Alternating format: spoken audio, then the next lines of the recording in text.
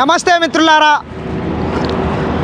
హైదరాబాద్ బీజాపూర్ జాతీయ రహదారి ఇది.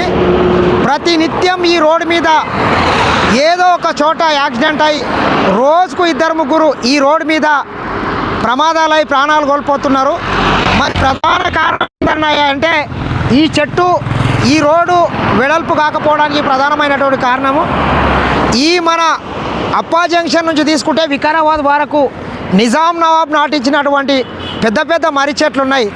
మరి ఈ రోడ్డుకు విస్తరణకు ప్రధానమైనటువంటి అడ్డంకి ఏదన్నా ఉన్నదంటే ఈ చెట్లే. చాలామంది పర్యావరణవేత్తలు గ్రీన్ ట్రిబ్యునల్ల కేసులు వేయడంతో మరి ఈ చెట్లని తొలగించడం ఒక కత్తిమీన సాములాకైంది. మరి ఈ రోడ్డు మీద చూసుకున్నట్లే ఈ చుట్టుపక్కల ఉన్నటువంటి గ్రామాలు ఏవైతున్నాయో అప్పా జంక్షన్ నుంచి దాదాపు కర్ణాటక సరిహద్దు వరకు ఉన్నటువంటి ప్రతి గ్రామానికి సంబంధించిన ఒక్కరన్నా ఈ 10 సంవత్సరాలలో ఈ రోడ్డు మీద యాక్సిడెంట్లు అయి చనిపోయినరు. రోజు కొన్ని వందల వాహనాలు వెళ్తుంటాయి. ఎందుకంటే అనంతగిరి గుట్టలున్నాయి, చాలామంది పర్యాటకులు వీకెండ్స్లలో సాఫ్ట్వేర్ ఉద్యోగులు కూడా వెళ్తుంటారు. ఇది సింగిల్ రోడ్డు, డబల్ రోడ్డు కావడంతో అనేక మంది ప్రమాదాలకు గురై చనిపోతున్నారు. పర్యావరణవేత్తలు దయచేసి మీరు ఆలోచన చేయండి. ఒక కేసుని గవర్నమెంట్లు వేకేట్ చేసుకుంటూ పోతే ఒక కేసు కొత్త వేస్తున్నారు. రోజుకి ఈ రోడ్ని వెడల్పు చేయడం అనేటటువంటిది ప్రభుత్వాలకు ఒక కత్తి మీద సాములాగా మారింది. మరి పర్యావరణవేత్తలు కూడా ఆలోచన చేయాలి. మనం బాగుండి మనం బతికితేనే ఈ పర్యావరణం కావచ్చు, ఈ చెట్లు చేమలతో మనకు ఉపయోగం ఉంటుంది. కానీ మనమే చనిపోయిన తర్వాత ఈ చెట్లు ఎందుకు, ఈ గుట్టలు ఎందుకు, ఈ పుట్టలు ఎందుకు, మీరు ఆలోచన చేయండి దయచేసి. మరి మనం ఒకసారి తీసుకుంటే హైదరాబాద్ చుట్టుపక్కల ఉన్నటువంటి జాతీయ రహదారులు మొత్తం ఎప్పుడో మనం హైదరాబాద్ బెంగళూరు హైవే కావచ్చు, అది 4 లైన్స్ అయిపోయింది. హైదరాబాద్ విజయవాడ హైవే అది అయిపోయింది. నాగార్జున సాగర్ హైవే 4 లైన్స్ అయిపోయింది. వరంగల్ హైవే 4 లైన్స్ అయిపోయింది. కరీంనగర్ హైవే 4 లైన్స్ అయిపోయింది. మెదక్ హైవే 4 లైన్స్ అయిపోయింది. అదేవిధంగా పటాన్చెరు నుంచి వెళ్ళే ముంబై జాతీయ రహదారి కూడా ఎప్పుడో 4 లైన్స్ అయిపోయింది. మరి హైదరాబాద్ నుంచి వెళ్ళేటటువంటి ఏకైక జాతీయ రహదారి హైదరాబాద్ బీజాపూర్ జాతీయ రహదారి. ఇది ఎక్కడేసిన గొంగడ అట్లనే ఉన్నది. అంటే దాదాపు 30-40 సంవత్సరాల నుంచి రోడ్డు ఇంతే ఉంది. రోజుకు వాహనాలు పెరుగుతున్నాయి, ప్రమాదాలు జరుగుతున్నాయి. దయచేసి ఈ గ్రీన్ ట్రిబ్యునల్ల కేసులు అయితే ఎవరైతే వేసినారో దయచేసి ఈ కేసులన్నింటినీ వాపస్ తీసుకొని ఇకనైనా ఈ రోడ్డు యొక్క ప్రమాదాలను ఆపితే బాగుంటుంది. ఒకసారి మీకు నేను ముందు చూపిస్తా. ఇంకా చాలా పెద్ద మలుపులు ఉన్నాయి ఈ రోడ్డు మీద. రాండి ఒకసారి చూపిస్తా. వేల వాహనాలు ప్రయాణిస్తుంటాయి. చూడండి ఒకసారి చూస్తే అసలు ఈ రోడ్డు ఎంత దరిద్రంగా ఉన్నది అంటే చిన్న రోడ్లు 4 లైన్స్ అవుతున్నాయి, కానీ ఈ రోడ్ని మొత్తం ఆపేసి పాడేస్తున్నారు. కాంగ్రెస్ పార్టీ అధికారంలోకి వచ్చిన తర్వాత కూడా కొన్ని కేసులను వేకేట్ చేయించింది. అదేవిధంగా మొయినాబాద్ పక్కల ఒక బైపాస్ రోడ్డు కూడా వర్క్ స్టార్ట్ అయింది. చేవేళ్ళ దగ్గర కూడా బైపాస్ రోడ్డు వర్క్ స్టార్ట్ అయింది. మరి ఈ రోడ్డుకు చాలా ఇంకా కేసులు ఉన్నాయి. వాటి గురించి కూడా సుప్రీంకోర్టు వరకు కూడా కేసుల గురించి కొట్లాడుతున్నారు. ఇటీవల ఆలూరు దగ్గర జరిగినటువంటి రోడ్డు ప్రమాదంలో అక్కడ కూరగాయల వ్యాపారం చేసుకున్నటువంటి వాళ్ళ మీద కూడా ఒక లారీ దూసుకెళ్ళిన ఘటనలో ఒక 4 చనిపోయినరు. ఈ రకంగా ప్రతినిత్యం ఈ రోడ్డు మీద అనేక రోడ్డు ప్రమాదాలు జరుగుతున్నాయి. ఒకసారి చూసుకోవచ్చు మీరు అసలు ఎంత భయంకరమైన మలుపులు.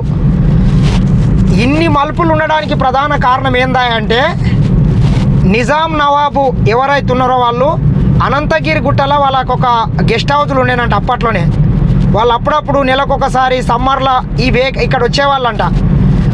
ఏమవుతుందంటే ప్రతి సంవత్సరం భయంకరమైన వర్షాలు ఉంటుండే అప్పుడు. కాబట్టి వర్షాలతో ఈ రోడ్డు మొత్తం ఖరాబ్ అయిపోయేదంట. అప్పుడు మరి ఎవరినో ఒక ఇంజనీర్ని తీసుకొని వచ్చి ఏందా అని ఈ రోడ్డుకు ఒకసారి పరిష్కారం చూపించండి అని వాళ్ళు చెప్తే ఏం లేదు, రోడ్డు ఎక్కడెక్కడైతే గడ్డ హైట్ ఎక్కడెక్కడ ఉంటుందో ఆ ప్రాంతంలో రోడ్డు నిర్మించండి.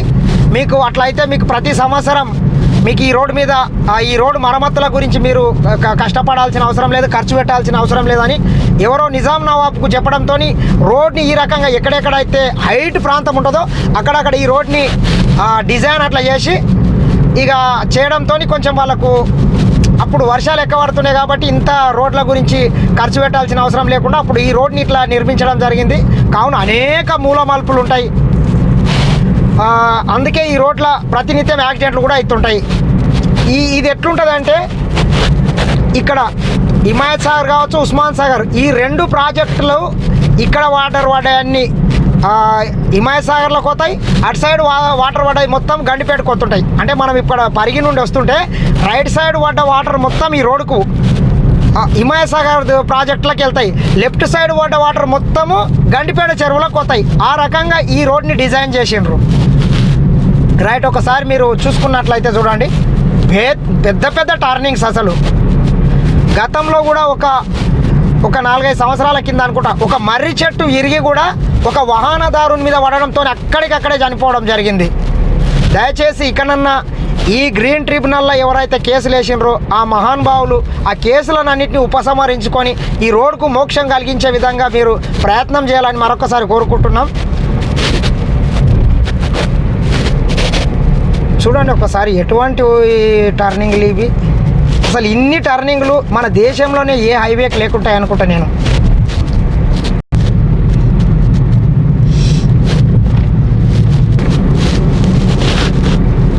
పరిగి నుంచి అప్ప జంక్షన్ వరకు రావాలంటే ఒక 60 కిలోమీటర్ల డిస్టెన్సే, కానీ దాదాపు 2 గంటల టైం పడుతుంది, 1 గంటనే ఎక్కువ. ఇట్లా ఉన్నది ఈ రోడ్డు పరిస్థితి.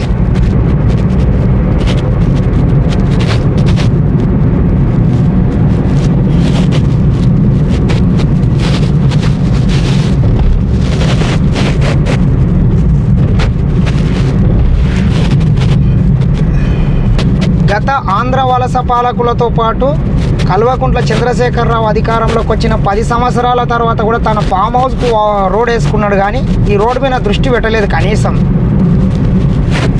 కనీసం దృష్టి పెట్టకపోను మన్నెగూడ నుంచి కర్ణాటక సరిహద్దు వరకు 4 లైన్స్ రోడ్డు శాంక్షన్ అయితే మరి ల్యాండ్ అక్విజిషన్లో రాష్ట్ర ప్రభుత్వం కొంత వాటా భరించవలస్తుందని చెప్పి, ఎందుకు నాకు వచ్చిన గొడవ ఏమున్నది, కొడంగల్కి పోతుంది రోడ్ అని చెప్పి దాన్ని కూడా కుదించి 3 వరుసల రోడ్ వేసి చేతులు దులుపుకున్నాడు. అంత మహానుభావులు గత పాలకులు. చూడండి ఎంత పెద్ద మలుపులు, ఎటువంటి వంపులు, ఈ చెట్లు. అసలు ముందలొచ్చే వాహనాలు కనబడడమే కష్టంగా ఉన్నది. మొత్తం ఎట్లా అంటే నాగుపాము పడగ వంపులు తిరిగినట్ల పాము తిరుగుకుంటూ పోతా చూడ అట్లా ఉన్నది ఈ రోడ్డు. వంపు సొంపులు, అసలు ఇన్ని వంపులు యా రహదారి లేకుంటాయి. చూడండి ఏం వంపు సొంపులు ఇవి.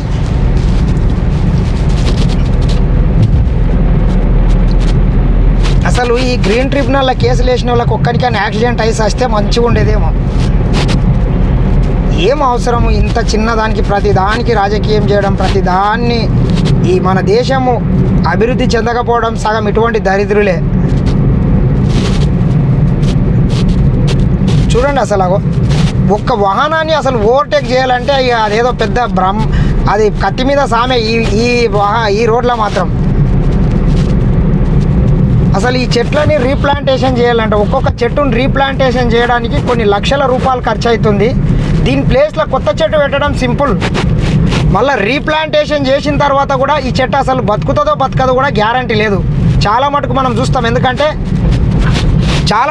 చూస్తాం రీప్లాంటేషన్ చేసినటువంటి చెట్లు అవి ఏదో బతికినాయని అవి అంతే ఒక చిన్న ఆకులు వస్తున్నాయి, కానీ అది పెద్దగా మళ్ళీ ఇంత పెద్దగా ఎదిగే అవకాశం కూడా లేదు. ఒక్కసారి అసలు మీరు చూడండి ఎంత దారుణంగా ఉన్నది. ముందర ఒక పెద్ద వెహికల్ ఏదైనా బస్సు కానీ లారీ కానీ పోయిందంటే ఒక్క వెహికల్ కూడా మళ్ళీ ముందర ఏం కనబడదు. అసలు హైదరాబాద్ ట్రాఫిక్ కన్నా ఎక్కువ ఈ రోడ్ల మీద ట్రాఫిక్ అవుతున్నది, ఈ జాతీయ రహదారి మీద.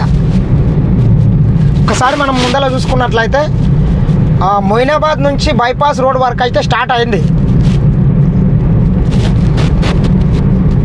ఇక్కడైనా ఈ పర్యావరణ ప్రేమికులు ఎవరైతున్నారో చెట్ల కన్నా ఎక్కువ మనుషుల ప్రాణాలకు కూడా విలువ ఇచ్చి మీరు వేసినటువంటి ఇక ఒకసారి చెట్లు చూడండి ఒకసారి. ఈ చెట్లను చూస్తే అసలు మొత్తం ఒక తోరణం కట్టినట్ల ఒక దండేసిన మాదిరిగా ఉంటాయి.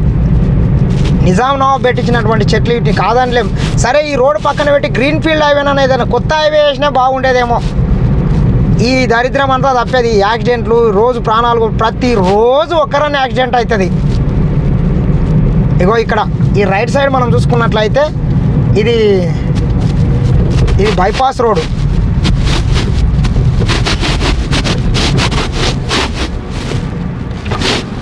బైపాస్ రోడ్ వరకు స్టార్ట్ అయింది. ఇది బైపాస్ రోడ్డు.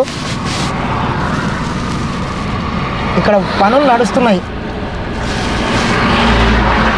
మొయినాబాద్ నుంచి బైపాస్ ముందల భాస్కర్ కాలేజ్ దగ్గర ఇది మళ్ళీ రోడ్కు కలుస్తుంది. బైపాస్ వర్క్ అయితే నడుస్తుంది, ఎందుకంటే అక్కడ చెట్లు లేవు, కేసులు లేవు కాబట్టి ఖచ్చితంగా ఇక్కడన్నా ఎవరైతే కేసులు వేసిన వాళ్ళు ఇక్కడన్నా ఉపసంహరించుకొని అమాయకమైనటువంటి ప్రజల ప్రాణాలను కాపాడేయడానికి మీ వంతు సాయం చేయాలని మరొకసారి కోరుకుంటున్నా.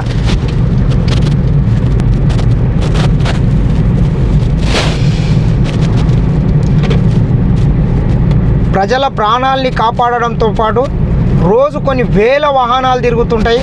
ఇంధనం కూడా కాపాడిన వాళ్ళం అవుతాం. ఇంధనం కాపాడితే పొల్యూషన్ తగ్గుతుంది ఆటోమేటిక్గా. ఈ రోడ్డు మీద ప్రయాణించే ప్రయాణికుల యొక్క టైం సేవ్ అవుతుంది. ఒక గంట హైదరాబాద్ నుంచి పరిగి పోవాలంటే రోడ్ మాత్రం బాగుంటే ఒక గంట కూడా పట్టదు, కానీ 2-2.5 గంటలు పడుతుంది. ఇక బస్సు అయితే 3 గంటలు పడుతున్నది. రైట్.